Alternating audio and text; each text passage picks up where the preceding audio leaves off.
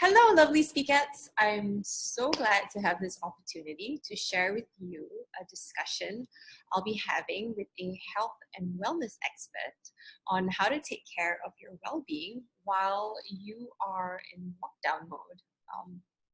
We hope that this discussion will help people recognize and understand the emotions that they have, be it worry, fear, stress, guilt, and this can be a resource, even if it's a teeny tiny one, for someone to get through this with their health, mental and physical, intact. In case you're wondering, wait, why is a beauty brand talking about this? It's because beauty isn't just about your face and skin, honey. If you're feeling general mehness, sad or lonely, that fog will cause you to sit in your pajamas all day, reach for that bag of chips, and just overall neglect yourself. So that 10 out of 10 skincare routine that you had before will also go out the window. So let's kick it off. Firstly, I'd like to introduce you to our guest, Amanda Luukinen, founder of Always Live Well. Hi, Amanda. So please go ahead and introduce yourself and share what it is that you do. Yes, thank you so much for having me. I'm really excited about this conversation because I think it's so relevant and it's so needed at the moment. So I am a certified wellness coach. My business is called Always Live Well. And essentially what I do is I predominantly work with women to help to create more wellness in their lives, but not just looking at what you're eating, how much you're sleeping, and how much you're exercising. Those are all important. But there's so many other facets to our lives and areas in our lives that we can create wellness that sometimes we don't quite look at. Things like our spiritual beliefs, our career choices, our relationships, and looking at a person as a whole, and where you can create more wellness in your life. So the way that I do that is with one-on-one coaching with online programs. I run women's circles as well, and fortunately in this space they've come online, which is great. So really working on creating more wellness in your life.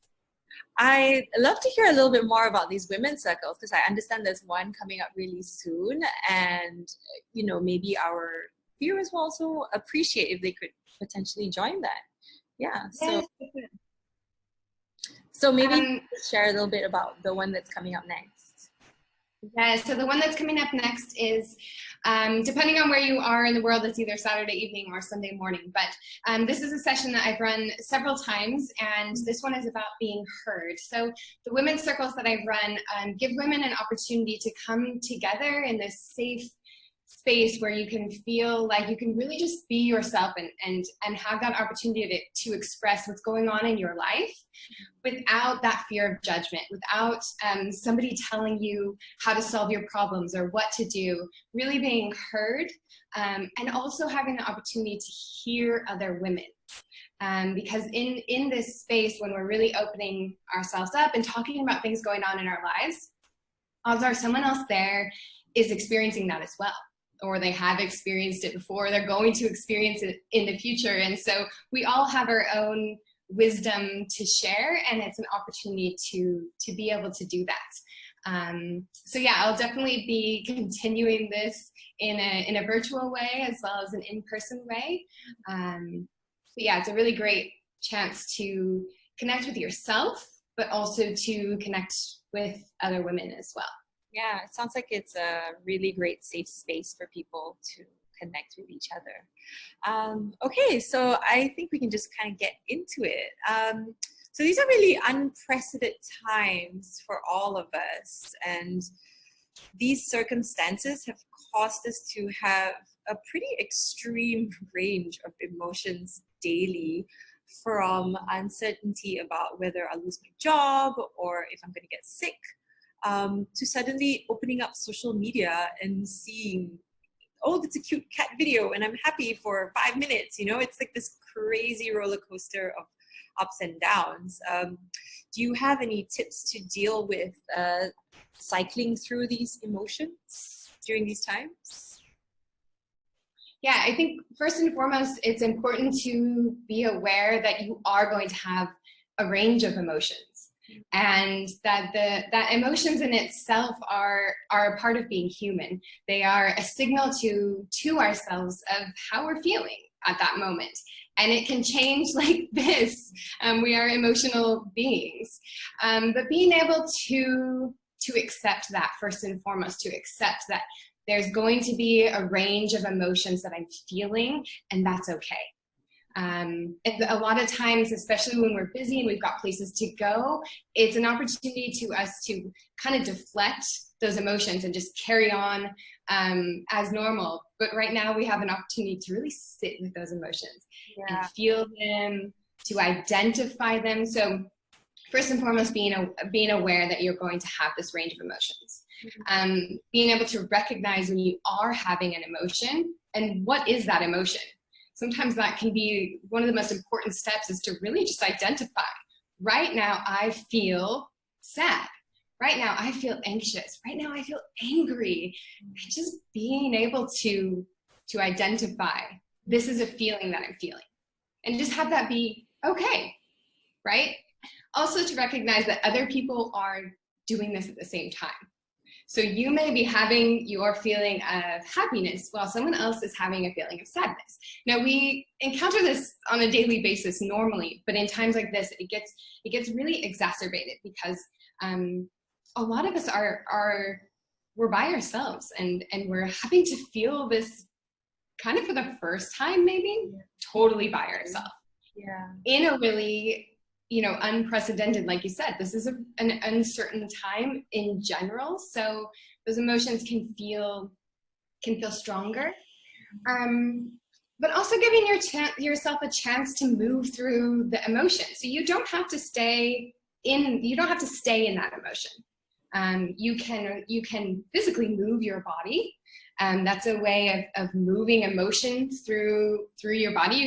You can almost, it's like energy. So when you get up and move around, the energy flows, right? And it can change your emotional state just by moving or listening to music or doing something else to shift that emotion can be really helpful. But yeah, just having the awareness that you're gonna be emotional and it's okay. So the physical part of it is also really important as we experience these emotions. So as you said earlier, do exercise or yoga, some breathing, and that will help with recognizing. I think it's also a fear that people have of not having to deal with it, as you mentioned earlier, like, oh no, I have to think about or actually face the feeling of sadness because there's nobody else to kind of deflect that feeling from. One way oh, sorry, go ahead. I just had thought of another point. Yeah, go ahead. I like the idea of thinking as emotions as like a visitor. It's like a friend visiting, right? They're not necessarily bad things, but it's like a friend that's come to visit and is just sitting with you for a while. And you can almost like get to know that friend. So get to know that emotion, like, oh, this is the emotion of sadness. The emotion of sadness makes me feel this way. It makes me think this way. It makes me act this way. And just getting comfortable with that visitor. And then the visitor is going to go. It's not going to stay there with you forever, right? It'll pass and someone else will come in and maybe their happiness. Just treating it like a friend rather than an enemy. What about the feeling of helplessness? We read the news and there's always sort of this grief and despair. Like, how do you overcome that emotion?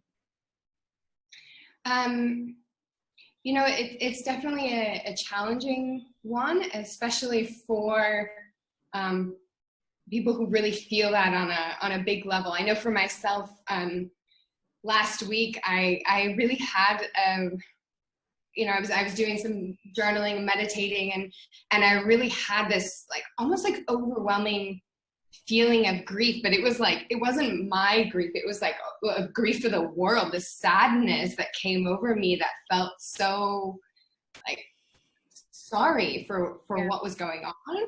And again, like that is an emotion and a feeling that's going to come up. But I think it's good to recognize that to sit with that and feel it. I would recommend maybe journaling about it or talking to a friend about it.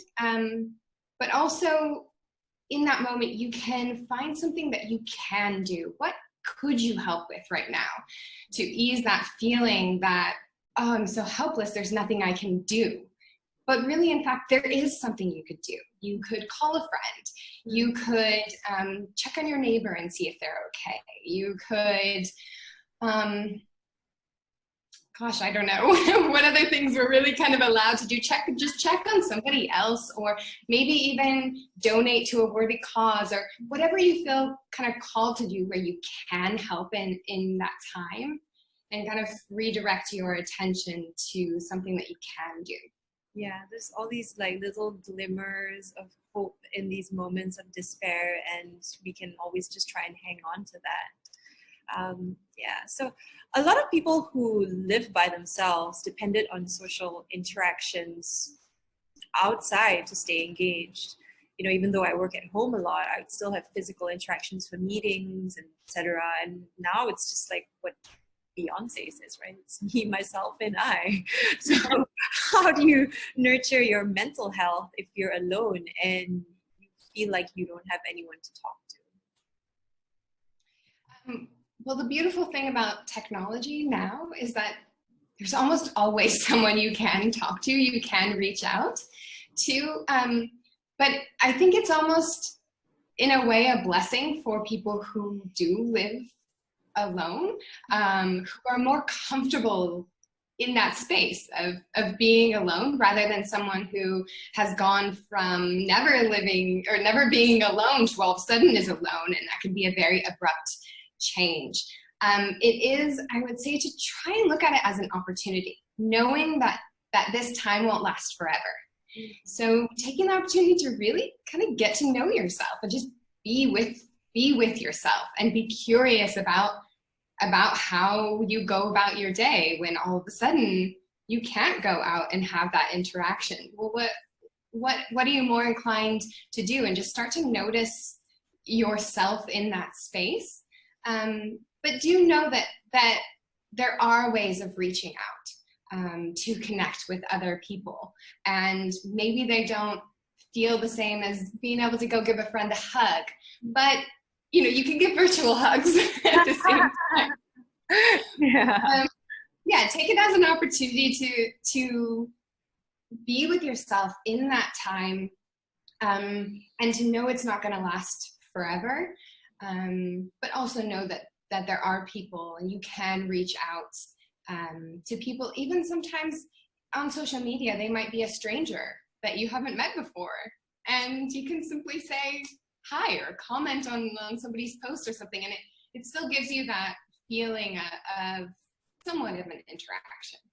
That being said, though, if someone is by themselves and they're starting to feel not okay, they're starting to feel maybe their mental health is really suffering to the point where they're having some thoughts that are potentially harmful, then I would say definitely that is a signal to reach out to whatever maybe helpline there is in your area, because you know, it is great to get to know yourself, but it's getting over the edge of maybe sinking into a depression or something where you're thinking about harming yourself, then that's a time to definitely reach out for help.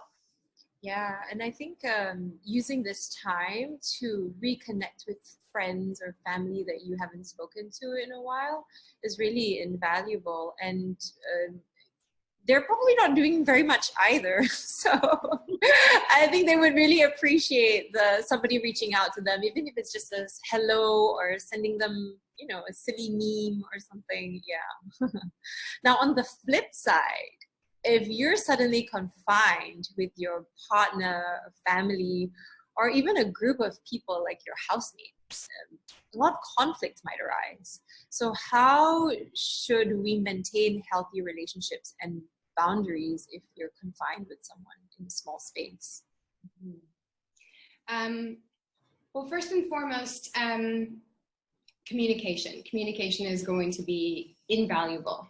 Being able to communicate your needs, communicate how you're feeling, and being able to express to people why you are doing certain things. So for example, if you really feel like you need some alone time, then say, I really need to spend some time with myself right now because I'm feeling this. But a lot of times people tend to just walk away and close themselves off without communicating to others. I'm just going to take some time for myself. I'm feeling overwhelmed. Or I really need to connect back to myself right now. So I'm just going to take 30 minutes in the other room, okay? And just communicating that, and it really can soften and almost give permission in a way to another person to be able to do that as well. If you're feeling like you need to take some time or have some separation, a lot of patience is going to be needed. Maybe more than you ever thought you had. So having patience, being clear in your communication, and making sure that you're taking some time to check in with yourself. A practice that I absolutely love is journaling, because in my journal, I can say all the things that I can't say to other people, or I don't feel comfortable, or maybe would be hurtful to other people. You know, not that I use it as you know, kind of as a bad thing, but it's those thoughts and those emotions that you just need to clear out so that you can be yourself in front of other people. So giving yourself an opportunity, whatever it is that you need to do to kind of clear out the mess in your head at different points during the day, so you can be more patient, you can communicate in a loving, healthy way to other people. But yeah, communication, patience, and checking in with yourself. Physical boundaries, you know, if it's toilet time, it's my toilet time. And although some people with children may not be able to have those kinds of boundaries set in place, and that's going to be even harder for them. And we've seen people sit in their cars just for some time out, you know, like even if it's for a minute or so. And so even if it's a closet, do what you have to do. Nobody's judging you in this moment. Exactly. Giving yourself permission to be able to do that too, and know that it's okay. Okay, so an interesting observation now, that we're also, because we're all stuck inside with absolutely no one to impress. Honestly, if it weren't for this video, I wouldn't have bothered getting dressed and stayed in lounge clothes all day. That's my fancy word for pajamas. Because a lot of people tend to define themselves by a certain way they look or dress. And so how should we reframe our view of ourselves if self-validation has always been sought externally? That's a really good point that I think maybe I haven't heard anybody really talking about yet. But this is a time when it's a time to recognize that your validation has come from outside, and all of a sudden it's not there anymore. So there can be that feeling of either loss or disconnect because you're seeking validation outside. So you turn it around and start to seek validation from inside, from yourself. And if you love to dress up and put on makeup, then go for it. You know, have that still be a part of your day. If that brings you joy, then get dressed up for yourself, put on makeup for yourself, and start to, you know, really make this about, you know what, I feel good in this. I think I look good in this, and still continue that, but start to seek validation from your own self versus kind of the outside world. So it's a shift in perspective there. Yeah. Could be a challenging one, certainly, but I think everyone on some level feels this. To a certain extent. So it is a good one to look at. Yeah, more than ever, self-care is much needed right now. So I found myself relishing putting on you know, some concealer this just for this call, and I'm like, yay, I get to wear concealer. And so it's these little habits that we took for granted, to project ourselves outwardly that may not be as relevant because there are no eyes here. And so, yeah, you're right. We constantly, I think that's something that I'll try to do even after this is over, you know, to see and try and be comfortable with myself first, and then so once this is over, how do you think this experience would affect how we view or maintain appearances? You know, I think it's going to be really interesting how this plays out, and if it does affect how people see each other, because some of us are going to be seeing humans in real life for the first time, right? In weeks or months. We don't know how long this is going to last, but I think it's going to be an opportunity to really start to appreciate the beauty that we do see in other people, and maybe looking hopefully for a more natural look. I think people are going to get used to this, like, oh, I haven't worn makeup in a month, so maybe I don't need to wear makeup when I go out anymore, or maybe I'll wear less, or starting to appreciate more of just how beautiful everyone really is. So it'll be interesting to see if our perceptions change, to see if we're able to see more beauty in the everyday. Yeah, or it'll be complete changes. I might think, you know, I might decide to chop all my hair off after this PTSD experience, you know. So you never know. I'm pretty sure all the salons will be booked up after this, with all the grooming that's been missed out for the last, what will be, month, I feel, indoors. Yeah. Sorry? I said hopefully it's just a month, but yeah, me too. Yeah, and I guess this, what do you think will be the biggest lesson that you'll take away from this experience? I think it's a little bit difficult to just have one lesson from this. You know, the foundation of my business is learning to live well, and because I feel like we're constantly learning new things. So each day that this progresses, I feel like we're learning something new. So I think it's, first and foremost, we're seeing just how connected we really are in positive ways and in, you know, slightly harmful ways, in the way that we are so connected that we spread this globally.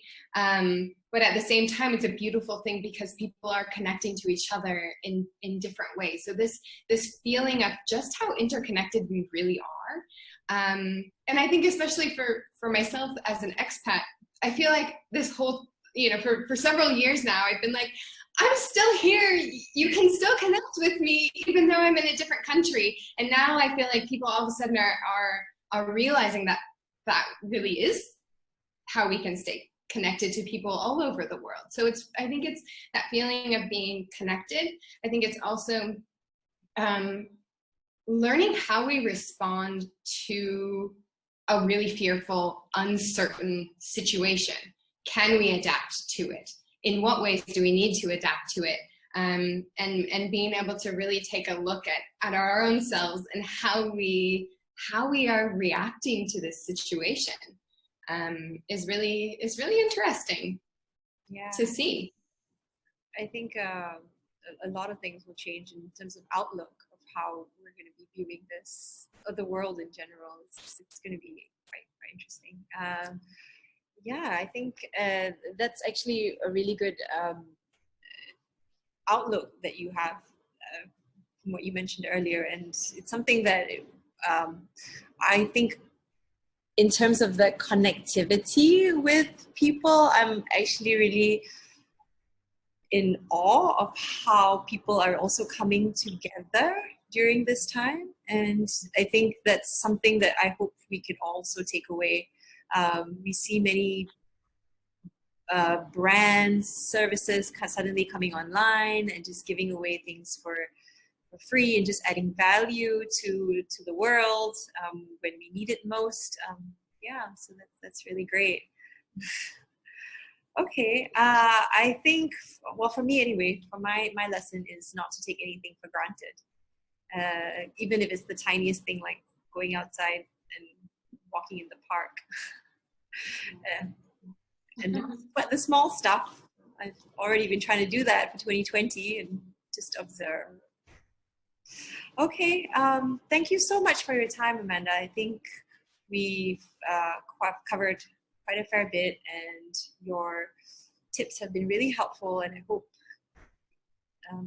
our viewers out there have managed to get a lot of advice from this, and we thank you so much. And I thank you so much, Amanda, for taking the time to speak with us. Absolutely, it's my pleasure. Thank you. Bye. Bye. Take care.